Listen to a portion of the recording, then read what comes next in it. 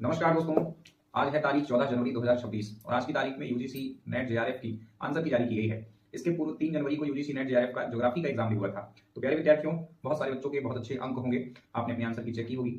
जिनके कम अंक हैं, ये लगता है कि इस बार संभव नहीं है, तो अगली बार की प्रिपरेशन आपको अभी से चालू कर देनी चाहिए। और इसके लिए मैंने आपको एक बुक लिस्ट बताने का प्रयास किया है इस सेशन में, इस वीडियो में। और ये आपके पास ऐसा एक पाठ्यक्रम होगा, इसको जरूर आप अपने पास रखिए। फर्स्ट पेपर सेकंड पेपर दोनों का अपना पाठ्यक्रम रखिए। 10 इकाइयां हैं।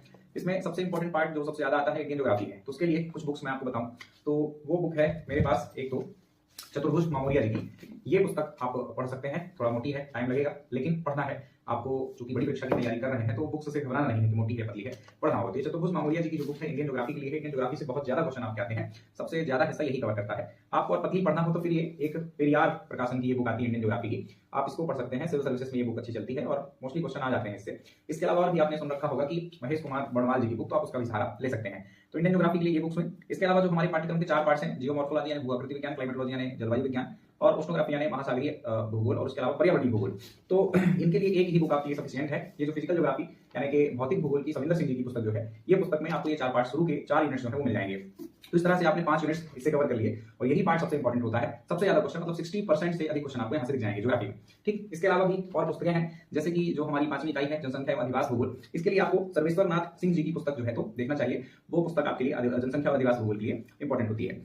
आगे चलें, इसके अलावा आर्थिक भूगोल है जो 6वीं यूनिट में। तो आर्थिक भूगोल के लिए आपको पुस्तक जो लेनी है साहित्य भवन पब्लिकेशन की चतुर्भुज मामोरिया जी की और रतन जोशी जी की जो पुस्तक आती है, वो पुस्तक आपको लेनी है और उसको अच्छे से पढ़ना है। इसके अलावा अगली इकाई पर चले तो अगली इकाई है विद्यार्थी हमारी सांस्कृतिक, सामाजिक और राजनीतिक भूगोल की। और इसके लिए मतलब आपको सामाजिक और सांस्कृतिक भूगोल एक साथ बुक मिल जाती है और राजनीतिक भूगोल की अलग बुक लेनी पड़ती है। तो इन दोनों के लिए मैं अलग पुस्तकें बता रहा हूँ। पहले राजनीतिक भूगोल की बात करें तो राजनीतिक भूगोल की पुस्तक आपको हरीश कुमार खत्री जी की लेनी है। हरीश कुमार खत्री जी की पॉलिटिकल साइंस में पढ़ रखी है, ये एमए वगैरह में आपको यूनिवर्सिटीज की लाइब्रेरीज में मोस्टली मिल जाती है। इसके अलावा आप बाहर खरीद सकते हैं। और आगे चले तो सामाजिक और सांस्कृतिक भूगोल के लिए जो पुस्तक इंपॉर्टेंट है वो है बीएन सिंह जी की। बीएन सिंह जी की आप पुस्तक ले लीजिएगा सामाजिक और सांस्कृतिक भूगोल के लिए। देन एक आता है भौगोलिक चिंतकों का या भौगोलिक विचारधाराओं का। इसके लिए जो पुस्तक लेनी है आपको वो लेनी है एसडी कौशिक जी की या डीएस रावत जी, दोनों साथ में ही मतलब लिखे हैं पुस्तक। तो ये पुस्तक आप ले लीजिएगा भौगोलिक चिंतन से संबंधित या भौगोलिक विचारधाराओं से रिलेटेड, ज्योग्राफिकल थॉट्स कहते हैं आप इसे। एंड देन लास्ट यूनिट मतलब जो हमारी विशेष बची लास्ट यूनिट इंडियन ज्योग्राफी है, लेकिन वो पहले मैं चर्चा कर चुका हूं। तो आखिरी बात जो है हमारी वो भौगोलिक तकनीकियों की होती है, जिसमें सुदूर संवेदन वगैरह की बातें रहती हैं। तो उसके लिए आप एक बुक ले सकते हैं बच्चों, जो कि है सीबी मामोरिया जी की। तो इस तरह से ये जो 10 यूनिट्स थी, आप इन पुस्तकों का सहारा लेकर आराम से कवर कर सकते हैं। और ये पुस्तकें आपको न केवल यूजीसी नेट बल्कि जेआरएफ भी क्वालिफाई करवाएंगी। तो कैसी लगी ये बात अवश्य ही बताइएगा। और इसके अलावा अगली वीडियो में मैं आपको बताऊंगा आपके लिए जो पीवाईक्यूज लगाने हैं या एमसीक्यूज लगाने के लिए जो बुक्स होती हैं, उनमें से मैं आपको 3 बुक्स बताऊंगा। यदि वो आप लगा लेंगे तो कहीं से कुछ शेष बचेगा नहीं। तो मिलते हैं अगली वीडियो में। Thank you.